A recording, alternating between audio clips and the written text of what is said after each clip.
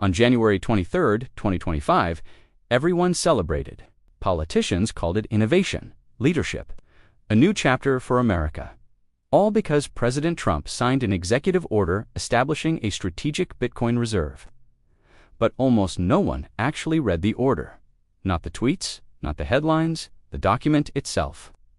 Because if you read it, really read it, you'll notice something shocking. This isn't a pro-crypto victory. It's the beginning of a framework the US government has used before. A framework that once led to the largest forced wealth transfer in American history. A framework that started with innocent, patriotic language.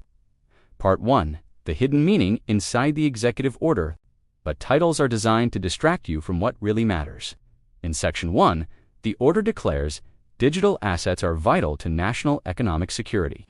The federal government must acquire and hold strategic digital reserves. The Treasury is responsible for building the infrastructure to store and manage these reserves. Pause. Think about that. This is not about letting Americans innovate. It's about centralizing ownership. It's about the government becoming a dominant holder of Bitcoin, exactly how it positioned itself as the dominant holder of gold in the 1930s. Section 2. New powers. The order gives the Treasury full authority to acquire digital assets, full authority to hold them, full authority to define custody rules, and full authority to create valuation standards. That last part is critical. Valuation standards. In 1933, the government created an official price for gold that had nothing to do with the market. First, they bought gold at the low official price. Then they raised the official price, and overnight, the government's balance sheet exploded. The same mechanism is now being prepared for Bitcoin. Section 3. Acquisition methods. The order authorizes seizures from illegal activity already happening, acceptance of Bitcoin for fines, and settlements brand new, purchases through strategic market operations. But here, what it doesn't do, it sets no limit on how much Bitcoin the government can acquire. It sets no limit on how they can value it. It sets no limit on how far their authority can expand during a crisis. Sound familiar? Because it should. Part 2. The 1933 blueprint is repeating in 1933. Roosevelt issued Executive Order 6102, the Gold Confiscation Order. Compare the frameworks. 1933. Gold declared essential to national stability. 2025. Bitcoin declared vital to national economic security. 1933. Treasury authorized to acquire and hold gold. 2025. Treasury authorized to acquire and hold digital assets. 1933. Mandatory delivery became law a year later. 2025. Mandatory acquisition is not written yet, but the legal foundation is identical. This is how government action works. Declare the asset essential. Build authority to acquire it. Build infrastructure to hold it. Use a crisis to justify mandatory participation. Revalue the asset to rebalance national debt. Steps 1 to 3 are already complete. Step 4 is predictable. Step 5 is inevitable. Part 3. Why the government would want your Bitcoin. 1 reason: debt. Massive, unpayable, accelerating debt. The U.S. owes $37 trillion. Interest payments are over $1.2 trillion a year. Within 2 years, they'll pass $2 trillion annually. No government can tax its way out of that. No government can cut spending enough. No economy can grow fast enough. But there is one strategy that always works.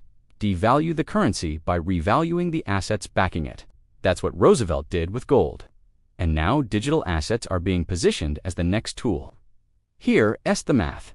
If the Treasury acquires 1 million BTC at an average cost of $60,000 through seizures, fines, and forced sales, that's a $60 billion position.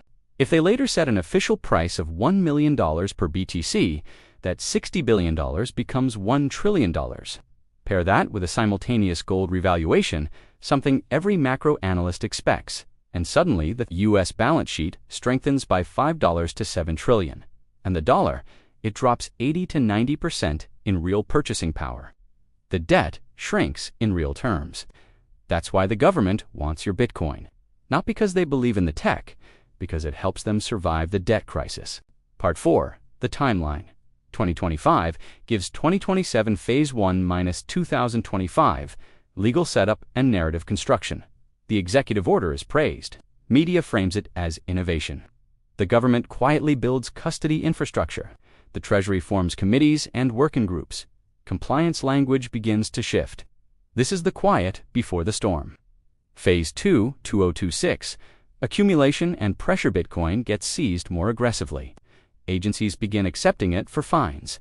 OTC accumulation increases. New reporting requirements roll out. Self-custody rules become heavier. The message becomes, it's easier to sell than to hold.